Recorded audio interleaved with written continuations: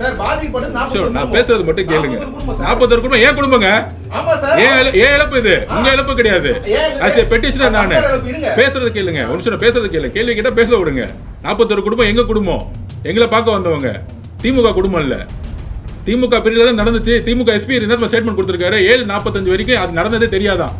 திமுக பத்தி உங்களுக்கு எல்லாம் தெரியும். ஒருத்தனை நைட்டை எப்படி நைட்டுக்குள்ள தூக்கி எப்படி காசை கொடுத்து மிரட்டி எப்படி உட்கார வைக்கணும்னு தெரியும். ஒரு நிமிஷம் உண்மைதாங்க. செந்தில் ஒரு நிமிஷம் இல்லைங்க. செந்தில் பாலாஜி யாரை மிரட்டுவார், என்ன பேச வைப்பாருன்னு இங்க இருக்கிறவங்க எல்லாத்துக்கும் தெரியும். தமிழக மக்களுக்கும் தெரியும். நெக்ஸ்ட் ரெட் ஜெயின் யாருது சொல்லுங்க. ஆயத்தரம் சொல்லுங்க. ரெட் ஜெயின் யாரு? இன்பநிதி யாரு? இல்ல இல்ல சொல்லுங்க. நீங்க தானே கேள்வி கேட்டீங்க, பதில் சொல்லுறேன். நீ கேள்வி கேட்டீங்க, நானும் எப்பயுமே பதில் சொல்றேன்.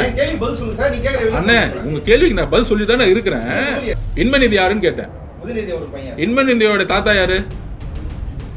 இல்லங்க இல்லங்க. கேள்வி கேட்கறதுக்கு பதில் சொல்லுங்க. அது ஏன் முக ஸ்டாலின் சொல்றதுக்கு ஏன் பயப்படுறீங்க? சொல்லுங்க, கொஞ்சம் வாயத்தானே சொல்லுங்க. அப்ப சொல்லுங்க பிரதர். ரொம்ப சீரியஸா ரொம்ப சீரியஸா வரீங்க. ஜாலியா பேசுங்க. அந்த கஞ்சா சேல்ஸே கிட்டத்தட்ட 60,000-70,000 கோடி ரூபாய்க்கு மேல சேல்ஸ் ஆயிட்டு இருக்கு. ஆனா அது விற்கக்கூடியவங்கள இது வரைக்கும் காவல்துறையோ இல்ல முதலமைச்சர் ரிவ்யூ மீட்டிங் போட்டு இது வரைக்கும் கைது செஞ்சதா கிடையாது. திமுகவுடைய தேர்தல் நிதிக்காக டாஸ்மார்க் மூலியமாகவும் டூப்ளிகேட் மதுபான கடைகள் மூலியமாகவும் எப்படி சேல்ஸ் பண்ணிட்டு இருக்காங்களோ அதே மாதிரி கஞ்சாவுடைய சேல்ஸ் அது மூலமா வரக்கூடிய பணம் வரக்கூடிய தேர்தல் நிதிக்காக திமுக செலவு பண்ண போகுதுங்கிறது எங்களுடைய குற்றச்சாட்டு. மிகப்பெரிய பணத்தை திமுக உருவாக்கிட்டு இருக்கு இந்த கஞ்சா சேல்ஸ் மூலியமாகவும் ட்ரக்ஸ் சேல்ஸ் மூலியமாகவும். இதுல பல்வேறு திமுக எம்எல்ஏக்களும் எம்பிக்களும் உடன்பட்டிருக்காங்க. அதனாலதான் இன்னைக்கு வரைக்கும் இந்த கஞ்சாவுடைய சேல்ஸோடைய முக்கியமான நெட்வொர்க்கில் இருக்கக்கூடிய முக்கிய நபர்கள் இன்னும் கைது செய்யப்படவில்லை. சட்டமன்ற விவாதங்கள்ல திமுக எதிர்கட்சியா இருக்கும்போது கோரிக்கை வச்சாங்க, லைவ் டெலிகாஸ்ட் பண்ணணும், நேரலையா ஒளிபரப்புன்னு சொன்னாங்க. எதிர்கட்சியா இருக்கும்போது நேரலையா ஒளிபரப்பு சொன்ன திமுக இன்னைக்கு ஆளுங்கட்சியான பிறகு லைவ் டெலிகாஸ்ட் பண்ணல. லைவ் டெலிகாஸ்ட் பண்ணணும். எதிர்கட்சியா இருக்கக்கூடியவர்கள் இந்த கேள்விகளை கேட்கணும். யாராவது கொஸ்டின் கேட்டாங்கன்னா அங்கிருந்து ஒரு துண்டு சீட்டு வரும் முதலமைச்சருக்கு. அது வரைக்கும் கேமராவை காமிக்க மாட்டாங்க. எதிர்கட்சி தலைவர் பேசின உடனே அந்த துண்டு சீட்டை பார்த்து படிச்சுட்டு எதிர்கட்சி தலைவருக்கு பதில் சொல்லிட்டாரு முதலமைச்சர்னு பெருமையா எல்லாரும் கை தட்டி உட்கார வச்சிருவாங்க. இப்படி ஒரு ரோபோ முதலமைச்சரை தான் சட்டசபை உருவாக்கிட்டு இருக்கு. 12 லட்சம் கோடி தமிழ்நாட்டுக்கு முதலீடு வந்துச்சுன்னு சொல்லுவாங்க. ஆனால் தமிழக வரலாற்றிலேயே ஒரு நிர்வாக திறனற்ற பினான்ஸை பத்தி தெரியாத ஒரு முதலமைச்சர் தான் இந்த முதலமைச்சர் தான், மாண்புமிகு மு.க. ஸ்டாலின் அவர்கள். எந்த இன்ஃப்ராஸ்ட்ரக்சர் ப்ராடக்ட்டுமே இது வரைக்கும் உருவாக்கல, கம்ப்ளீட் செய்யல. எல்லா இடத்துலையும் ஊழல், கனிம வள கொள்ளை. அதை கேள்வி கேட்டா பத்திரிகையாளர் அடிக்கிறது. பத்திரிகையாளர் அடிச்சுட்டு அந்த பத்திரிகையாளரே தன்னை தானே அடிச்சுக்கிட்டு மித்தவங்களை அடிச்சுட்டேன்னு அவர் மேல எஃப்ஐஆர் போடுறது. அதிமுக எதிர்கட்சியா செயல்படாதனால தான் இன்னைக்கு திமுக எதிர்கட்சியா செயல்பட்டு இன்னைக்கு டிவிகேக்கும் திமுகவுக்கும் ஒரு போட்டி நகர்ந்துட்டு இருக்கு. கண்டிப்பாக அதோடைய தேர்தலில் நீங்க பாப்பீங்க. ஒரு 30 வருஷ வாழ்க்கையில நம்பர் 1 ஆகிறதுக்கு 16 மணி நேரம் 18 மணி நேரம் உழைச்சி அந்த இடத்துக்கு வந்திருக்காரு. வீட்டில் யாரும் சும்மா இருந்து சினிமா துறையில நம்பர் 1 ஆக முடியாது. 18 மணி நேரம் உங்களுக்கு தெரியும் சினிமா துறையை பத்தி. 16 மணி நேரம் 18 மணி நேரம் உழைச்சா மட்டும்தான் அந்த இடத்த நீங்க ஹோல்ட் பண்ண முடியும். அப்ப 18 மணி நேரம் உழைச்சி அவருடைய துறையில நம்பர் 1 இருக்கிறவருக்கு அந்த துறையை தூக்கி போட்டுட்டு இந்த துறையில நம்ம மக்கள் முன்னாடி ப்ரூவ் பண்ணோம்னா அவர் 24 மணி நேரத்துல 22 மணி நேரம் ரோட்ல நடக்கிறது ரெடியா இருக்கிறார். மராத்தன்மை ஓடுறதுக்கு ரெடியா இருக்கிறார். ஆனால் காவல்துறையோட பர்மிஷன் என்ன சொல்லுது? எஸ்ஓபி நீங்க படிச்சீங்களா இல்லையான்னு எனக்கு தெரியல. தயவு செஞ்சு பத்திரிகையாளர் எஸ்ஓபியை படிங்க. எங்களுடைய பர்மிஷன் நாங்க கேட்கிறோம். இப்ப கூட சேலத்துல கேட்டோம். அவங்க என்ன பர்மிஷன் கொடுத்தாங்க? 5000 பேர் கீழேனா நாங்க உடனே கொடுத்துருவோம். 50,000 பேருனா எங்களுக்கு 40 நாள் ஆகும், 30 நாள் ஆகும். 40 நாள் ஆச்சுன்னா நோட்டிபிகேஷன் வந்துடும். நோட்டிபிகேஷன் வந்து அப்புறம் எலெக்ஷன் முடிஞ்சிடும். 40 நாளுக்கு ஒரு கூட்டம் போறதா இருந்தா எலெக்ஷனே முடிஞ்சிடும். எனக்கு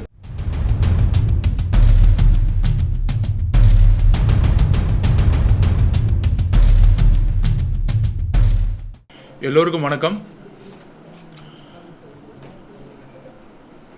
தமிழ்நாடு ஒரு முக்கியமான பிரச்சனையை நோக்கி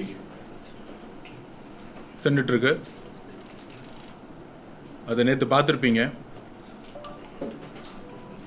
திமுகவுடைய தேர்தல் அறிக்கையில் 187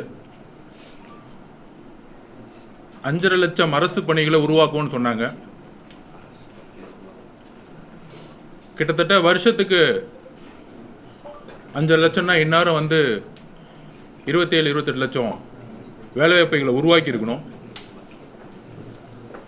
இன்னைக்கு தமிழ்நாட்டுடைய முக்கியமான பிரச்சனை என்னன்னா, முதல்ல பெண்கள் பாதுகாப்பு. அந்த பெண்கள் பாதுகாப்பு ஏன் கேள்விக்குறியாகுதுன்னா, மது மற்றும் கஞ்சாவோட விற்பனை அதிகம். படிப்படியாக மதுவை குறைக்கணும்னு சொன்னக்கூடிய ஆட்சி கிட்டத்தட்ட 25,000 கோடி ரூபாய் சேல்ஸ் இருந்த 21 காலகட்டத்தில் சேல்ஸ் இருக்கும் பொழுது ரொம்ப கடுமையாக அன்றைக்கி இருந்த எதிர்கட்சி தலைவர் மதுவை படிப்படியாக குறைப்போன்னு சொல்லிட்டு கொரோனா காலத்தில் குடும்பத்தோடு நின்று கருப்பு கொடியை காமிச்சார், கருப்பு சட்டை போட்டார், தன்னுடைய மகனோட நின்று கை காமிச்சார். தமிழ்நாடு முழுசும் போராடினாங்க. ஆனால் அதே மது இன்னைக்கு 50,000 கோடியை கடந்து 55,000 கோடியை நோக்கி போய்கிட்டு இருக்கு. அதோட மிகப்பெரிய பிரச்சனை என்னன்னா, கண்ணுக்கு தெரியாத கஞ்சாவோட சேல்ஸ். எங்களை பொறுத்த வரைக்கும் மது விற்பனையோட தமிழ்நாட்டில் ஒவ்வொரு தெருவிலையும், ஒவ்வொரு பள்ளியிலையும், ஒவ்வொரு கல்லூரியிலையும் டாஸ்மாக் கடைகளோட அதிகமாக விற்பனை பண்ணிகிட்டே இருக்கிறாங்க. நேற்று நீங்கள் பார்த்துருப்பீங்க, ஒரு 16 வயசு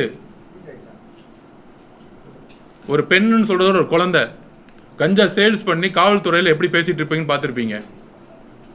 இதுதான் தமிழ்நாட்டுடைய மிகப்பெரிய பிரச்சனை. அந்த கஞ்சா சேல்ஸே கிட்டத்தட்ட 60,000-70,000 கோடி ரூபாய்க்கு மேலே சேல்ஸ் ஆகிட்டு இருக்கு. ஆனால் அது விற்கக்கூடியவங்கள இது வரைக்கும் காவல்துறையோ இல்லை முதலமைச்சர் ரிவ்யூ மீட்டிங் போட்டு இது வரைக்கும் கைது செஞ்சதே கிடையாது. இதை பயன் பண்ண நடிகர்கள் அரெஸ்ட் பண்ணியிருக்கிறாங்க. ஆனால் கஞ்சாவை விற்கக்கூடிய மிகப்பெரிய நெட்வொர்க்கை இது வரைக்கும் அரெஸ்ட் பண்ணப்படலை. திமுகவுடைய ஒரு கவுன்சிலருக்கோ, ஒரு எம்எல்ஏக்கோ, ஒரு எம்பிக்கோ தன்னுடைய தெருவிலையோ தன்னுடைய தொகுதியிலையோ அவங்களுக்கு தெரியாமல் ஒரு வீடு கூட கட்ட முடியாது, அவங்களுக்கு தெரியாமல் ஒரு தொழில் செய்ய முடியாது, அவங்களுக்கு தெரியாமல் ஒரு ரோடு போட முடியாது. உடனே நின்றுடுவாங்க கமிஷனுக்காக. ஆனால் தெரு தெருவாக வைக்கிற கஞ்சாவோட சேல்ஸு திமுக நிர்வாகிகளுக்கு தெரியாதா? இல்லை காவல்துறையை யார் அவங்களோட பணியை செய்ய விடாமல் நிப்பாட்டுறது? அப்போ இவ்வளோ பெரிய சேல்ஸுக்கு எப்படி டாஸ்மாக் கடையில் அங்கீகரிக்கப்பட்ட கடை இருக்கிற மாதிரியோ டூப்ளிகேட் கடை தமிழ்நாடு முழுசும் செந்தில் பாலாஜி அவர்கள் ஓட்டி 10 ரூபாய் எடுத்து மிகப்பெரிய மோசடி இருக்குன்னு பெரிய பெரிய ஏஜென்சிகள் சொல்கிறாங்களோ, திமுகவுடைய தேர்தல் நிதிக்காக டாஸ்மாக் மூலியமாகவும் டூப்ளிகேட்டு மதுபான கடைகள் மூலியமாகவும் எப்படி சேல்ஸ் பண்ணிட்டு இருக்காங்களோ, அதே மாதிரி கஞ்சாவுடைய சேல்ஸு அது மூலமா வரக்கூடிய பணம் வரக்கூடிய தேர்தல் நிதிக்காக திமுக செலவு பண்ண போகுதுங்கிறது எங்களுடைய குற்றச்சாட்டு. உடனடியாக ஒன்றிய அரசில் இருக்கக்கூடிய ஏஜென்சிகள் விசாரிக்கணும், நார்கட்டிக்ஸ் விசாரிக்கணும். மிகப்பெரிய பணத்தை திமுக உருவாக்கிட்டு இருக்கு இந்த கஞ்சா சேல்ஸ் மூலியமாகவும் ட்ரக்ஸ் சேல்ஸ் மூலியமாகவும்.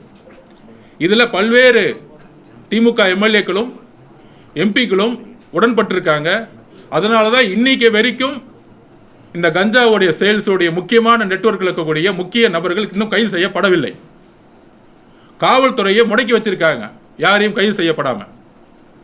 இது நம்பர் 1 எங்களுடைய அனலைஸ் படி இருக்கக்கூடிய மிக முக்கியமான பிரச்சனைகள். திமுகவுடைய தேர்தல் பணம் கஞ்சா மூலியமாக, கஞ்சா சேல்ஸ் மூலியமாக மிகப்பெரிய பணத்தை உருவாக்கிங்கிறது எங்களுடைய. இல்லைன்னா எப்படி ஒவ்வொரு தெருவிலையும் விற்கிறது? 16 வயசு குழந்தை எப்படி ஒரு கஞ்சா சேல்ஸை பண்ண முடியும்? ட்ரக்ஸ் சேல்ஸ் எப்படி பண்ண முடியும்? ட்ரக்ஸோடைய சேல்ஸ் பலாயிரம் கோடிகளை கடந்துட்டு போயிட்டு இருக்கு. இதற்கு திமுக மிகப்பெரிய பணத்தை இது மூலியமா உருவாக்கிட்டு இருக்காங்க. நம்பர் 1. இது ஏன் நாங்கள் குரல் கொடுக்குறோம்னா, இப்போ ரீசெண்டாக உங்களுக்கு தெரியும் பீகாரில் சட்டம் ஒழுங்குலாம் சரியில்லை அப்படின்னு. ஆனால் பீகார்லேருந்து வந்த ஒரு குடும்பம் இந்த ட்ரக்ஸ் மூலியமாகவும் இந்த மது மூலியமாகவும் ஒரு குடும்பத்தையே இன்னைக்கு கொலை பண்ணி தூக்கிற அளவுக்கு நடக்குன்னா பெண்களுடைய பாதுகாப்பு மிகப்பெரிய அளவில் நம்ம எல்லோரும் கேள்வி கேட்கக்கூடிய இடத்துல நம்ம இருக்கிறோம்.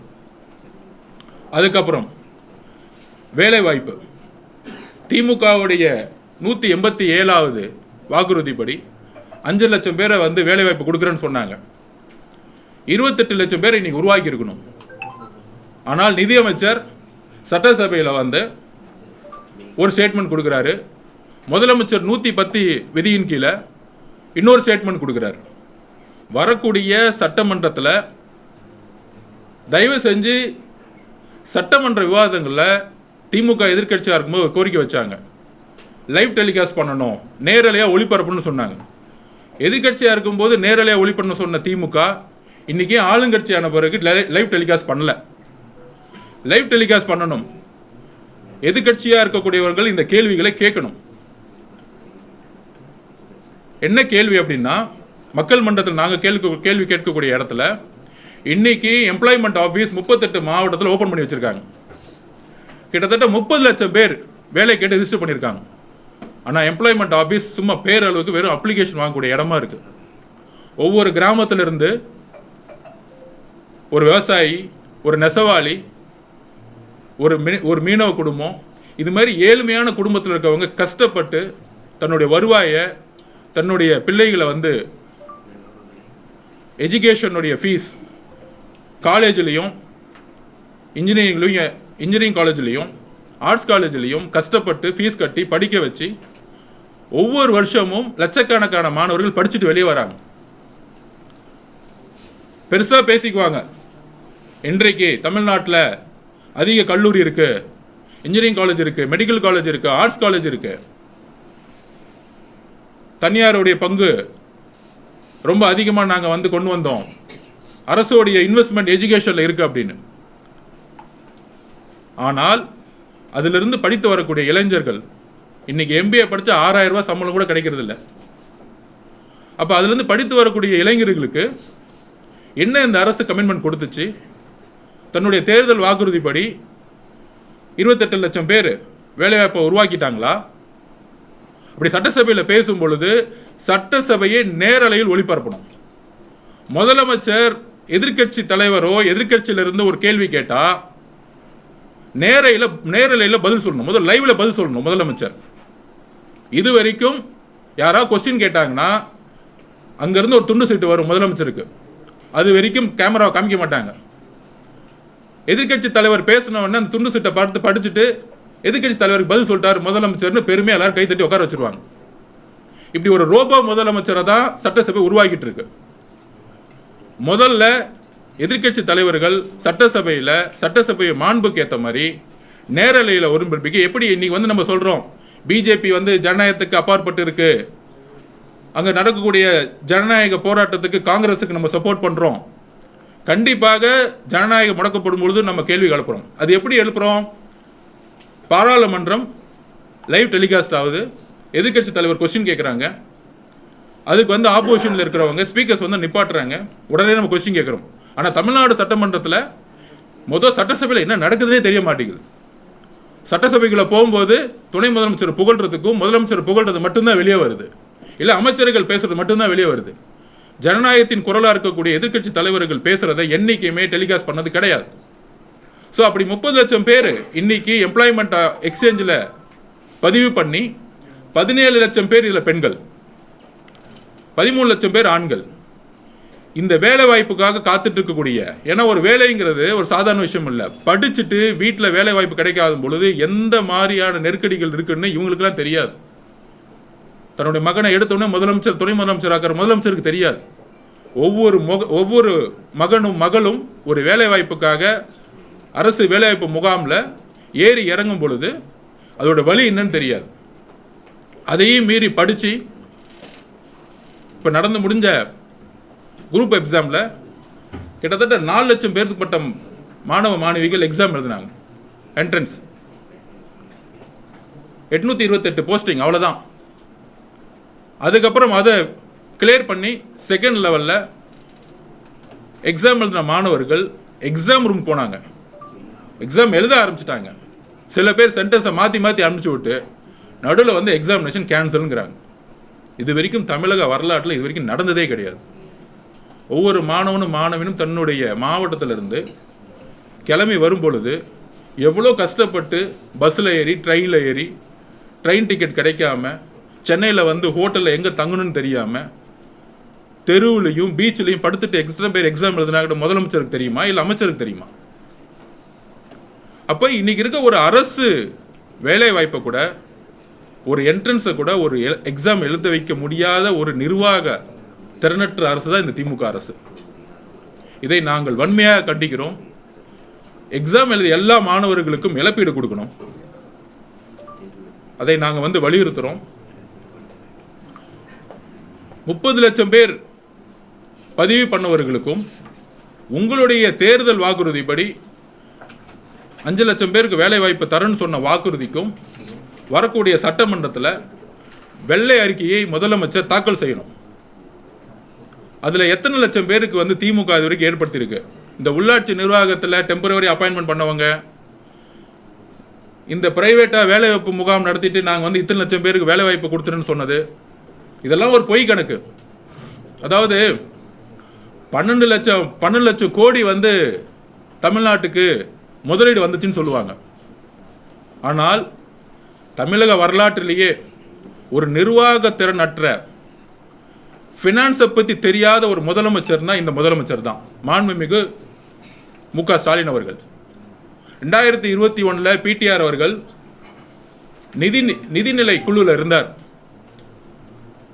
ஓபிஎஸ் அவர்கள் முதல்ல நிதியமைச்சராக இருக்கும் பொழுதோ அன்னைக்கு இருந்த கட்சியை பார்த்து கொஸ்டின் கேட்டாங்க.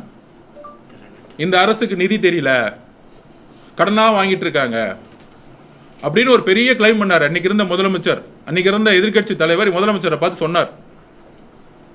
அன்றைக்கு மொத்தம் எத்தனை லட்சம் கோடி இருந்துச்சு? 2020 விட்டுட்டு போகும்போது 4.5 லட்சம் கோடி தமிழ்நாட்டுடைய கடன். ஆனால் இன்னைக்கு எவ்வளோ லட்சம் கோடி இருக்கு? இது வரைக்கும் மொத்தம் 40 வருஷமா இருந்த முதலமைச்சர்கள் மொத்தமாக தமிழ்நாட்டில் வாங்கி வச்ச கடன் 4.5 லட்சம் கோடினா, இந்த 5 வருஷத்துல 9 லட்சம் கோடி முடிஞ்சு 10 லட்சம் கோடி நோக்கி போயிட்டு இருக்கு. வரக்கூடிய இதில் அனௌன்ஸ் பண்ணுவாங்க. அப்ப 3-4 முதலமைச்சர்கள் 30-40 வருஷமா தமிழ்நாட்டுடைய கடனை 4 லட்சம் கோடிமா வச்சிருந்த ஒரு தமிழ்நாட்டுடைய நிர்வாகம் மொத்தமே 4 வருஷத்துல வருஷத்துக்கு 1 லட்சம் கோடி 1.5 லட்சம் கோடி கடனை வாங்கிட்டு இன்னைக்கு 10 லட்சம் கோடி கடனை நோக்கி தமிழ்நாடு போய் இழுத்துட்டு இது திராவிட மாடல்னு சொல்றாங்க. இது திராவிட மாடலா இல்ல கடன் மாடலா? உடனே வந்து வளர்ச்சி வந்துருச்சு. பத்திரிகையாளர் ஒன்னே ஒன்று கேட்கிறேன், ஒரே ஒரு ஸ்கீம் என்ன ஸ்கீம் கொண்டு வந்திருக்காங்க? எல்லாம் பெயரளவில் இருக்கு, எல்லாம் அறிவிப்பு லெவலில் இருக்கு. இத்தனை லட்சம் கோடி கடன் வாங்கி எந்த ஸ்கீமை கம்ப்ளீட் பண்ணியிருக்காங்க? ஏதாச்சும் ஒரு இன்ஃப்ராஸ்ட்ரக்சர் ப்ராஜெக்ட் ஏதோ ஒன்று பேர் சொல்ற மாதிரி. அப்போ எந்த இன்ஃப்ராஸ்ட்ரக்சர் ப்ராஜெக்ட்டுமே இது வரைக்கும் உருவாக்கல, கம்ப்ளீட் செய்யல. எல்லா இடத்துலையும் ஊழல், கனிம வள கொள்ளை. அதை கேள்வி கேட்டால் பத்திரிகையாளர் அடிக்கிறது, பத்திரிகையாளர் அடிச்சுட்டு அந்த பத்திரிகையாளரே தன்னை தானே அடிச்சுக்கிட்டு மித்தவங்களை அடிச்சுட்டேன்னு அவர் மேலே எஃப்ஐஆர் போடுறது. இந்த மாதிரி இந்த அரசு நிர்வாகமே தெரியாம ஒரு ரோபோ முதலமைச்சர் வச்சுக்கிட்டு ஒரு நிர்வாகமற்ற கடனில் 10 லட்சம் கோடியில் கடனை தள்ளிய இளைஞர்களுக்கு வேலை வாய்ப்பே கொடுக்காம வெறும் ஒரு பெயர் அளவில் டெய்லி வந்து போட்டோ ஷூட் நடத்திக்கிட்டு வாக்குறுதி மட்டுமே கொடுத்துருக்கக்கூடிய ஒரு அரசை பார்த்துட்டு இருக்கோம். அதில் ரொம்ப ரொம்ப கடுமையான ஒரு வழி எங்களுக்கு வந்து எங்கே வந்துருச்சுன்னா, எக்ஸாமினேஷன் ரூமில் போயிட்டு 4,20,000 பேர் எழுதி அதிலிருந்து 9,000 பேருக்கு மேற்பட்ட ஒரு ஸ்டூடெண்ட்ஸை வந்து எழுத வச்சு அதை கேன்சல் பண்ணி அவங்கள மன உளைச்சல் ஆக்குறதை நாங்கள் வன்மையாக கண்டிக்கிறோம். இதற்கு பின்புலம் மாண்புமிகு அமைச்சர் நேரு அவர்கள் மீது நடத்திய இடி ரைடா, இல்லை அந்த இடி ரைட் மூலம் வெளிவந்த டாக்குமெண்ட்ஸா? ஒவ்வொரு அரசு பணிக்கும் 25 லட்சம் 35 லட்சம்னு ஊழல் செய்கிறாங்களே, அதோடைய ஒரு ப்ரூஃப் கிடைச்சதுக்கான வெளிப்பாடா? இது வரைக்கும் யாரும் பதில் சொல்லலை. சிஎம் ஆஃபீஸ்லேருந்து பதில் சொல்ல, அமைச்சரும் பதில் சொல்ல, எல்லாரும் உடனே டைவர்ட் பண்ணிட்டு இருக்காங்க. உடனடியாக துறையோட அமைச்சர் இதுக்கு விளக்கம் கொடுக்கணும். இதற்கு தார்மீக பொறுப்பேற்று அமைச்சர் அவர்கள் பதவியை ராஜினாமா செய்யணும். முதலமைச்சர் அவர்கள் சட்டசபையில் இதுக்கு விளக்கம் கொடுத்தே ஆகணும். நேரலையில் விளக்கம் கொடுக்கணும். பாராளுமன்றத்தில் நேரலையில் ஒளிபரப்பும் பொழுது எப்படி ஜனநாயகத்தை காப்பாற்றுற எல்லாரும் குரல் கொடுக்குறோமோ, தமிழக சட்டமன்றத்திலையும் நேரலில் தமிழக மக்கள் பார்க்கறதுக்கூடிய வாய்ப்புகளை இந்த அரசு உருவாக்கணும். அப்படி இல்லைன்னா இந்த அரசு இந்த அரசும் ஜனநாயகமற்ற அரசுங்கிறத நாங்கள் பதிவு பண்றோம். Okay, any question? சட்டமன்றத்துல வந்து விஷயம் சொல்றீங்க, ஆனா எடப்பாடி அவர்கள் உள்ள போயிட்டு மக்கள் விஷயங்களை பேசுறதுக்கு முன்னாடியே வெளிநடப்பு நடத்துறதுல தான் குறியா இருக்கிறாங்க. அப்படி இருக்கும்போது அவங்களும் அவங்களுடைய கடமையிலிருந்து தவறுறாங்கன்னா நம்ம புரிஞ்சுக்க முடியும். ஒருத்தருக்கு வாய்ப்பு கொடுக்காம ஏன் வந்து வெளிநடப்பு செய்யறாங்க? பொதுவா வந்து எதிர்கட்சியா இருக்கும்போது ஸ்டாலின் சார் வெளிநடப்பு செஞ்சிருக்காரு. பொதுவாக எதிர்கட்சிகளை வந்து பேச விடாமல் நிப்பாட்டுறது தான் வந்து வாய்ப்பு கொடுக்காம இருக்கும்போது வெளிநடப்பு செய்வாங்க. அப்போ அவர் எதுக்கு வெளிநடப்பு செய்கிறங்கிறது இது வரைக்கும் நமக்கு எந்த விதமான தகவலும் வந்ததே கிடையாது. அப்போ எப்படி பாராளுமன்றத்தில் வந்து ஆளுங்கட்சியோ எதிர்கட்சியோ ஒரு டிரான்ஸ்பரன்சியாக லைவை வந்து நேரலையாக வந்து எப்படி ஒளிபரப்புறாங்களோ அதே மாதிரி எல்லா மீடியா சேனல்ஸ்க்கும் லிங்க் எடுத்து சட்டசபையில் நடக்குதுங்கிறத ஒளிபரப்பட்டுமே. அப்போ எதிர்கட்சி தலைவர் அவருடைய பணியை செய்ய விடாமல் வெளிநடப்பு செய்கிறாரா, இல்லை முதலமைச்சர் அவர்கள் வந்து எதிர்கட்சிக்கு வாய்ப்பு கொடுக்குறாரா இல்லையாங்கிறது நேரலையில் பண்ணி ஏன் டிரான்ஸ்பரன்சியான ஒரு கவர்னன்ஸ் உருவாக்க மாட்டேங்கிறாங்க? இந்த கொஸ்டின்ஸை வந்து பத்திரிகையாளர்களையே இது வரைக்கும் கேட்கல. முதலமைச்சரை பார்த்து இது எதிர்கட்சியாக இருக்கும்போது முதலமைச்சர் ஸ்டாலின் அவர்கள் சொன்னது தானே, நேரலையில் ஒளிபரப்புங்க, எனக்கான பேசுறதுக்கு வாய்ப்பு கொடுக்கல அப்படின்னு வந்து அன்னைக்கு இருந்த இபிஎஸ் அவர்களை பார்த்து கொஸ்டின் கேட்டது தானே. அதுதான் நாங்கள் பதிவு பண்ணுறோம். சட்டசபையை முதல்ல நேரலில் ஒளிபரப்பு பொதுமக்கள் பார்வைக்கு கொண்டு வாங்க. மக்களால் தேர்ந்தெடுக்கப்பட்ட எம்எல்ஏ அவர்களும் சரி, அமைச்சர்களும் சரி, முதலமைச்சரும் சரி, மக்கள் பார்வை முன்னாடி மக்களுக்காக என்ன செய்யறாங்கிறத வரக்கூடிய மானிய கோரிக்கையிலிருந்தே நம்ம வந்து ஒளிபரப்ப நாங்கள் கேட்கிறோம். இது எங்களுடைய கோரிக்கையில் எங்களுடைய மக்களுடைய உரிமை அப்படின்னு நாங்கள் சொல்றோம். திமுக மீது தொடர்ச்சியான குற்றச்சாட்டுகளை நீங்க முன்வச்சீங்க. அதிமுக ஒரு பிரதான எதிர்க்கட்சியா அதை சரியா கையாளுதுன்னு நினைக்கிறீங்க? அதிமுக எதிர்கட்சியா செயல்படாதனால தான் இன்னைக்கு டிவிக எதிர்கட்சியா செயல்பட்டு இன்னைக்கு டிவிகேக்கும் திமுகவுக்கும் ஒரு போட்டி நகர்ந்துட்டு இருக்கு. கண்டிப்பாக அதோடைய தேர்தலை நீங்க பாப்பீங்க. அரசு பணிகள் குறித்து பேசுனீங்க சார், அது தேர்தல் அறிக்கையில் எதுவும் அதை பத்தி இருக்குதா? நீங்க என்ன செயல் திட்டம் வச்சிருக்கீங்க? ஏன்னா நீங்க குற்றச்சாட்டை முன்வைக்கீங்க அப்படின்னா உங்ககிட்ட மாற்று திட்டம் என்ன? கண்டிப்பாக எங்களுடைய தலைவர் அவர்கள் முக்கிய பிரச்சனையாக இளைஞர்களுடைய வேலைவாய்ப்பை பத்தி முதல்ல வந்து அதை நோக்கி தான் வந்து இந்த மேனிஃபெஸ்டோவை ரெடி பண்ண சொல்லியிருக்காரு. ஸோ பெண்களுடைய பாதுகாப்பு, இளைஞர்களுடைய வேலைவாய்ப்பு. தமிழ்நாட்டில் காலேஜ் முடிச்சுட்டு வந்த ஒரே வருஷத்தில் இளைஞர்களுக்கு வேலைவாய்ப்பு கிடைக்கணும் தான் தமிழக வெற்றி கழகத்தினுடைய குறிக்கோள், எங்களுடைய தலைவருடைய குறிக்கோள். கண்டிப்பாக அதை நிறைவேற்றுவார். அது தேர்தல் அறிக்கையில் தலைவர் வெளியிடுவார்.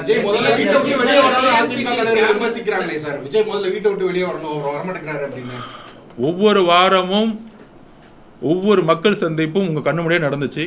ஒவ்வொரு மாவட்டத்துடைய பிரச்சனைகளை பேசினாங்க. கரூருடைய பிரச்சனை யாரால் உருவாக்கப்பட்டதுன்னு உங்களுக்கு தெரியும். ஒரு நார்மலான கட்சி தலைவர் வெளியே சொல்றதுக்கும் ஒரு கட்சி தலைவர் வந்தால் 1 லட்சம் பேர் 2 லட்சம் பேர் வரும்பொழுது மக்களுடைய பாதுகாப்பை சார்ந்து நாங்கள் காவல்துறையோடைய பர்மிஷனை நாட வேண்டிய சுச்சுவேஷன் எங்களுக்கு இருக்கு. ஒரு 30 வருஷ வாழ்க்கையில் நம்பர் 1 ஆகிறதுக்கு 16 மணி நேரம் 18 மணி நேரம் உழைச்சி அந்த இடத்துக்கு வந்திருக்காரு. வீட்டில் யாரும் சும்மா இருந்து சினிமா துறையில் நம்பர் 1 ஆக முடியாது. 18 மணி நேரம் உங்களுக்கு தெரியும் சினிமா துறையை பற்றி. 16 மணி நேரம் 18 மணி நேரம் உழைச்சா மட்டும்தான் அந்த இடத்த நீங்கள் ஹோல்ட் பண்ண முடியும். அப்போ 18 மணி நேரம் உழைச்சி அவருடைய துறையில் நம்பர் 1 இருக்கிறவருக்கு அந்த துறையை தூக்கி போட்டுட்டு இந்த துறையில் வந்து நம்ம வந்து மக்கள் முன்னாடி ப்ரூவ் பண்ணோம்னா அவர் 24 மணி நேரத்தில் 22 மணி நேரம் ரோட்டில் நடக்கிறது ரெடியாக இருக்கிறார். மராத்தன்மை ஓடுறதுக்கு ரெடியாக இருக்கிறார். ஆனால் காவல்துறையோட பர்மிஷன் என்ன சொல்லுது? எஸ்ஓபி நீங்க படிச்சீங்களா இல்லையான்னு எனக்கு தெரியல. தயவு செஞ்சு பத்திரிகையாளர் எஸ்ஓபியை படிங்க. இது வரைக்கும் தமிழ்நாட்டில் எந்த முதலமைச்சரும் இந்த மாதிரி எஸ்ஓபியை பதிவு பண்ணதே கிடையாது. 30 நாள் ஆகும். மக்களுடைய பாதுகாப்புக்கு அந்த கட்சி கூட்டம் தான் வந்து பொறுப்புன்னு சொல்றாங்க. தமிழ்நாட்டில் ஒவ்வொரு டிஸ்ட்ரிக்ட்லையும் ஆர்மட் போலீஸ் இருக்கு, உங்களுக்கு தெரியும். எதுக்காக இருக்கு? இந்த மாதிரி கூட்டம் வரும்பொழுது, திருவிழாக்கள் வரும்பொழுது மக்களுடைய பாதுகாப்பு அவங்க உறுதி செய்யணும். அவங்க சொல்லி நாங்கள் செய்யலைன்னா அப்போ வந்து நம்ம பர்மிஷன் டினை பண்ணலாம். நாங்கள் எங்களுடைய கோரிக்கையை நாங்கள் வந்து தலைவர் வராரு, பர்மிஷன் வராருன்னா எங்களுடைய கோரிக்கைப்படி மக்கள் திருச்சி கூட்டம் நீங்கள் பார்த்துருப்பீங்க. 7க்கு 11 கிலோமீட்டருக்கு 7 மணி நேரம் ஆச்சு. திருவாரூர் கூட்டம் 3 கிலோமீட்டருக்கு 3 மணி நேரம் ஆச்சு. அப்போ மக்களுடைய கமிட்மெண்ட் அதிகமாக இருக்கும் பொழுது எங்களுடைய நிர்வாகிகள் 2000 பேர் இருக்கலாம், எந்த கட்சியா இருந்தாலும். திமுக எதிர்கட்சியா இருக்கும்போது கூட நிர்வாகி 2000-3000 பேர் பாதுகாப்பு பண்ணி கொடுக்கலாம். ஆனால் காவல்துறை கிட்ட தான் ரோடோடைய கண்ட்ரோல் அவங்க கண்ட்ரோலில் தான் இருக்குது. எந்த ரோட்டில் யார் வரணும், எதை எப்படி பிளாக் பண்ணணும்னு அவங்க கண்ட்ரோல் இருக்குது. அப்போ 6 கூட்டம் வந்து முடியறதுக்குள்ளேயே ஒரு மிகப்பெரிய இழப்பை நாங்கள் பார்த்துட்டோம். அந்த இழப்பு எங்களுக்கு நடக்கக்கூடாமல் இருக்கணும்னு, இன்னும் நடக்கக்கூடாது இருக்குங்கிற தலைவருடைய மிகப்பெரிய ஒரு எங்களுக்கு வந்து ஒரு மிகப்பெரிய ஒரு மக்களுடைய பாதுகாப்பு நோக்கி நாங்கள் போயிட்டு இருக்கோம். அப்போ ஒரு தலைவருடைய வருகை பிரச்சாரம்ங்கிறது வந்து முழுக்க முழுக்க காவல்துறையுடைய சப்போர்ட்டோட தான் நாங்கள் நடத்த முடியும்.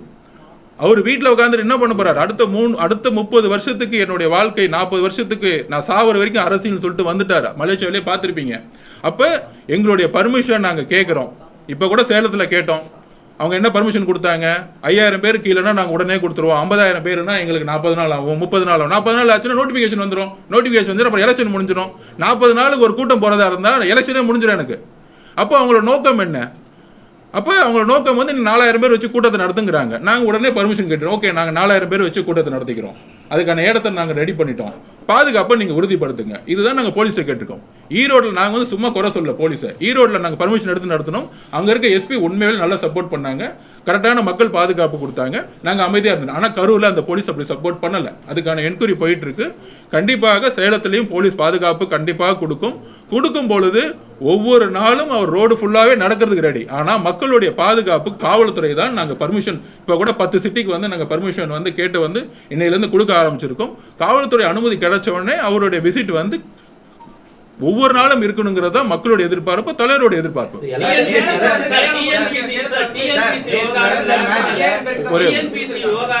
வெள்ளை அறிக்கை வெளியிடணும் அப்படின்னு நீங்க கோரிக்கை வைக்கிறீங்க. அரசுக்கு அதற்கான கெடுவதை விதிக்கிறீங்களா? இப்ப சட்டமன்ற கூட்டத்தொடர் நடக்கும்போது சட்டப்பேரவையில சிலர் கேள்வி எழுப்பலாம். தாவேக்கானுடைய நிலைப்பாடு எப்படி? அதுதான் நான் சொல்றேன். டிஎன்பிசிங்கிறது வந்து 30 லட்சம் பேர் பதிவு பண்ணியிருக்காங்க. 5 லட்சம் பேரை வந்து நான் வேலை வாய்ப்பு கொடுப்பேன்னு சொல்லிட்டு அந்த ஆட்சிக்கு வந்தாங்க. அப்போ எதிர்கட்சியாக இருக்கிறவங்க எங்களுடைய கோரிக்கையும் சரி, மக்களோட கோரிக்கையும் சொல்லும்போது வந்து சட்டசபையை வந்து டிரான்ஸ்பரன்சியாக நேரலில் கொண்டு வாங்க. ஏன் இங்கே இருக்க பத்திரிகையாளருக்கு முன்னாடி நேரலில் ஒளிபரப்புனா என்ன பிரச்சனை? ஒரு எதிர்கட்சி தலைவரோ ஒரு எம்எல்ஏவோ பார்த்து வந்து முதலமைச்சர் பார்க்கும்போது டிஎன்பிஎஸ்சி இது வரைக்கும் எல்லா முதலமைச்சர்களும் பேசியிருக்காங்க. சரி, இதுக்கு முன்னாடி இந்த முதலமைச்சர்கள் ஜனநாயகமற்ற முதலமைச்சர் நேரில் ஒளிபரப்பு இதே முதலமைச்சர் இன்னைக்கு மு.க. ஸ்டாலின் அவர்கள் சொன்னாங்க. முதலமைச்சர் ஆயிட்டார்ல, 4 வருஷம் ஆச்சு, நேரில் ஒளிபரப்புங்க, யார் வேணா கொஸ்டின் கேட்கட்டும், பதில் சொல்லுங்க. எதனால நிப்பாட்டணும், 30 லட்சம் பேருக்கு வேலை கொடுத்தோமா, வேலை கொடுக்கலையா அப்படிங்கிறது பதில் சொல்லட்டும். நேரில் ஒளிபரப்பட்டோம். அப்போ ஆட்டோமேட்டிக்காக பதில் சொல்ல வேண்டிய இடத்துல அவங்க பதில் சொல்றாங்களா இல்லையான்னு தெரியும். எல்லாம் மறைச்சு வைக்கணும் சட்டசபையிலங்கிறதா வைக்க. ஒரு அரசு நிர்வாகம் டிரான்ஸ்பரன்சியா செயல்பட்டாதான் ஊழலை ஒழிக்க முடியும். ஊழலை ஒழிக்கணும்னா டிரான்ஸ்பரன்சியா சட்டசபை சட்டமன்றத்தில் நிகழக்கூடிய நிகழ்வுகளை ஒளிபரப்பணுங்கிறது எங்களோட கோரிக்கை. அதுல எல்லாரும் கொஸ்டின் கேட்கணுங்கிறதா எங்களுடைய விருப்பம். இல்ல, அதாவது இல்ல, நாங்க முழுக்க மக்கள் மன்றத்தை நோக்கி போயிட்டோம். தலைவர் வந்து சேலம் போறாரு, ஒவ்வொரு வாரமும் ஒரு ரிசீட் இருக்கு. அங்க மக்கள் மன்றத்துக்கு முன்னாடி எல்லா கொஸ்டின் எழுப்புவாங்க. இளைஞர்களுக்கு தெரியும், ஒவ்வொரு கொஸ்டின் கேட்கும் பொழுது இன்னைக்கு அவர் பேசினாலே 5.5 கோடி பேர் பாக்குறாங்க. இன்னைக்கு டெலிகாஸ்ட் ஆகும்போது உங்களுடைய சேனல் ஓனர்ஸுக்கே தெரியும். அப்படி இருக்கும்பொழுது எங்களுடைய கோரிக்கைகள் எல்லாம் மக்கள் மன்றத்துக்கு தான் நாங்கள் கொண்டு போவோம். இதை வந்து எலெக்ஷன்ல மிகப்பெரிய லெவலில் ஒரு பிரச்சாரத்தை உருவாக்குவோம். விஜய் அவர்களுடைய பேச்சில் இதுவரைக்கும் குற்றச்சாட்டுகள் இருந்தது, ஆனா ஒரு சொல்யூஷன் கிடையாது. நான் வந்து இத பண்ணனும் அப்படிங்கிற ஒரு சொல்யூஷன் கிடையாது. சொல்யூஷன் சோசியல் மீடியா விமர்சனத்துக்கு தான் பதில் சொல்றாரு. இது ஒரு வீட்டை விட்டு வெளிய வராத விமர்சனத்துக்கு பதில் சொல்றாரு. அவர் 10 நிமிஷம் பேசறாருன்னு சொன்னதுக்கெல்லாம் பதில் சொல்றாரு. தவிர அரசு எந்த இடத்துல எங்க பிரச்சனை இருக்குதுன்ற அடிப்படை பிரச்சனைகளை பத்தி சொல்லல. சென்னை நகரத்துல பாத்தீங்கன்னா தினம் ஒரு நாளுக்கு ஒரு போராட்டம் நடந்தது. போராட்டத்தை பத்தியும் பேசல, போராட்டத்துக்கு களத்துக்கும் விஜய் அவர்கள் வரல. இப்படி அவர் இந்த சோசியல் மீடியா கண்டென்ட் இந்த ஹெட்லைன் ஸ்பீச்சா தான் இருக்குது. என்னைக்கு தமிழக அரசியல் களத்துல மக்களுக்கு தாக்கத்தை ஏற்படுத்தக்கூடிய ஒரு ஸ்பீச்சா இருக்க போது, என்னைக்கு களத்துக்கு வர போறாரு? அவருடைய ஸ்பீச் தாக்கத்தை ஏற்படுத்தலன்னா காலையில இருந்து நைட் வரைக்கும் ஏன் லைவ் போடுறீங்க? அதாவது ஒண்ணு புரிஞ்சுக்கோங்க, ஒரே நிமிஷம் புரிஞ்சுக்கோங்க. அது உங்களுடைய விமர்சனம்ங்கிறது உங்களுடைய பார்வை. நீங்களும் திமுகவோட சோசியல் மீடியா பார்த்துட்டு கொஸ்டின் கேட்க கூடாது. அவருடைய பேச்சு வந்து தாக்கம் ஏற்படுத்தலைன்னா 5 கோடி பேர் எப்படி டிவியில் பார்ப்பாங்க? இல்லைன்னா நீங்கள் மித்த எந்த தலைவர்களை வந்து காலையிலேருந்து நைட் வரைக்கும் 10 மணி நேரம் 12 மணி நேரம் நீங்கள் லைவ் டெலிகாஸ்ட் பண்ணுறீங்க? பீப்புளோட எங்கேஜ்மெண்ட் இல்லாமல் நீங்கள் லைவ் டெலிகாஸ்ட் பண்ணணுமா? நீங்கள் தான் கூட வரீங்களே, சரி ஃபுல்லாக வரீங்களே எங்களோட காலையில் 10 மணிலேருந்து நைட்டு 12 மணி வரைக்கும் பக்கத்தில் வேலை, நீங்கள் உங்கள் முகம் தானே தெரியுது. அப்போ பப்ளிக்கோட என்கேஜ்மெண்ட், ஒவ்வொரு நேரமும் பப்ளிக்கோட என்கேஜ்மெண்ட்டு ஒவ்வொரு தலைவருக்கும் உரிமை இருக்குது. எந்த பிரச்சார களத்தை எப்படி உருவாக்கணும்? பெரியார் ஒரு பிரச்சார களத்தை உருவாக்குவார், அண்ணா உருவாக்குவார், ஒவ்வொருத்தருக்கும் ஒரு பிரச்சார களம் இருக்கும். இன்றைக்கு பிரச்சார களம்ங்கிறது மொபைலுக்கு போயிடுச்சு.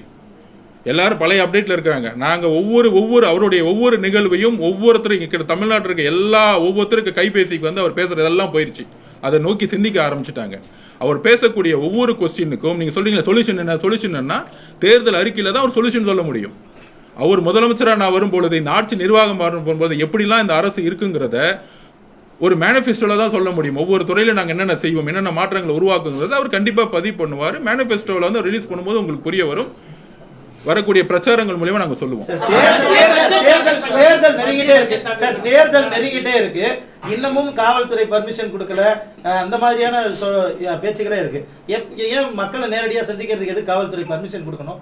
நீங்க அரேஞ்ச் பண்ணலாம், மக்கள் சந்திப்பு இல்லாம நிர்வாகிகள் சந்திப்பு. இல்ல அதுதான் சொல்றேன். மித்த தலைவர்களுக்கும் இங்க இருக்கு என்ன பிரச்சனைனா, இப்ப வந்து பாத்தீங்கன்னா ஒரு தெருவில் நாங்க வந்து ஒரு 20,000 பேர் மக்கள் வராங்கன்னா திடீர்னு 50,000 பேர் வரக்கூடிய இடத்துல காவல்துறை சப்போர்ட் இல்லாம நம்மளால எங்க தலைவர் வச்சு கூட்டத்தை பண்ண முடியாது. இதுதான் பிரச்சனை. ஆல்ரெடி ஒரு பிரச்சனையை நாங்க பார்த்துட்டோம். நீங்களே பார்த்துருப்பீங்க எவ்வளோ பெரிய பிரச்சனை. ஒரு தெருவில் வந்து அந்த இடத்துல மேக்ஸிமம் 10,000 பேர் நிற்கலாம். ஆனால் அன்றைக்கி ஃப்ளோ எவ்வளோ போச்சு நம்மளால் கால்குலேஷன் கூட பண்ண முடியாது. நீங்கள் என்ன வேணால் விமர்சனம் பண்ணலாம், இந்த மக்கள் வந்து ஓடி வராங்க பார்க்குறாங்க, அவர் வந்து ஃபேன்ஸாக வராங்க அப்படின்னு. ஆனால் எங்களை பொறுத்த வரைக்கும் மக்களுடைய கமிட்மெண்ட், நீங்கள் திருவாரூர் க்ரௌட் நீங்களும் வந்தீங்களா, எல்லாரும் பார்த்தீங்களா, திருவாரூர் கிளப் ஃபேன்ஸ் மட்டும் கிடையாது, கலைஞர் பிறந்த ஊர், ஒட்டுமொத்தமாக கலைஞர் பிறந்த ஊர் அன்னைக்கு கிட்டத்தட்ட 4 மணி நேரம் முடங்குச்சு. அப்போ மக்களுடைய கமிட்மெண்ட் இருக்க இடத்துல மக்களுக்கான பாதுகாப்போடு தான் வந்து எங்களுடைய தலைவர் செல்ல முடியும். இது ஒரு பேஸ். இதுதான் நாங்கள் பதிவு பண்ணிகிட்டே இருக்கோம். இப்போ பர்மிஷன் வந்து சேலத்தில் கொடுத்துட்டாங்க.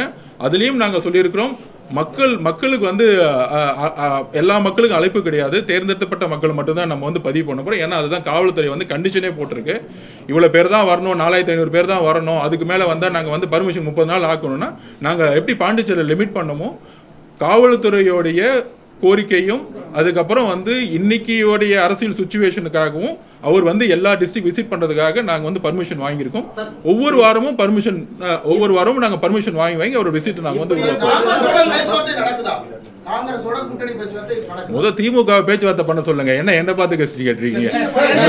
உங்க காங்கிரஸோடைய கிரீஷ் சார் வந்து 2 மாசமா வெயிட் பண்ணிட்டு இருக்காரு அறிவாலயத்துக்கு வெளியே பேச்சுவார்த்தை நடத்துங்கன்னு. எப்போ பார்த்தாலும் 2 கட்சிக்கு வந்து ரொம்ப என்ன சொல்கிறது, நாங்கள் வந்து செக்குலரிசம் ஃபோர்ஸு, அதுக்கப்புறம் வேற என்ன சொல்லுவாங்க, உருட்டுவாங்களே என்னென்னமோ இந்தியா கூட்டணி, மத சார்பற்ற கூட்டணி, திடீர்னு அப்பப்போ ஒரு போராட்டம் பண்ணிக்கிட்டு மேலே நின்றுட்டு இருப்பாங்க. ஆனால் அங்கேருந்து காங்கிரஸ் தலைமை வந்து பேச்சுவார்த்தை குழு அனுப்புவாங்க. ஆனால் அறிவாலயத்துக்கு வெளியே நிற்க வச்சுட்டு அவங்க பாடி நின்று பேசிக்கிட்டே இருப்பாங்க. இவங்க கேட்டை திறக்கவே மாட்டாங்க. கூட்டணியில இருக்கிறாங்க, அங்க பேசட்டும், அதுக்கப்புறம் நாங்க பேசட்டும். தலைவர் 234 தொகுதியிலையும் மனு வாங்க சொல்லிட்டாரு. எங்களுடைய பிரச்சாரத்தை நாங்க உருவாக்கிட்டோம். உங்களுக்கு தெரியும், 1 மணி நேரத்திலேயே 10,000 அப்ளிகேஷன்ஸ் வந்து ஃபுல் ஆகி ஆன்லைன்ல போட்டுட்டோம். யார் வந்து ஆபீஸ் வராதீங்கன்னு சொல்லிட்டோம். இது வரைக்கும் எந்த கட்சிக்கும் இந்த மனுவை வாங்குறதுக்கு, இப்போ எலெக்ஷன் நிற்கிறதுக்கான மனுவை வாங்குறதுக்கு இது வரைக்கும் இந்த மாதிரி நடந்ததில் நீங்களே பார்த்துருப்பீங்க. நாங்கள் ரொம்ப உறுதியாக இருக்கும். 234 தொகுதியிலும் நாங்கள் தனியாக நின்றே வெல்ல முடியும். நட்பு சக்திகள் வந்தால் நாங்கள் வரவேற்பு மட்டும்தான் சொல்றோம்.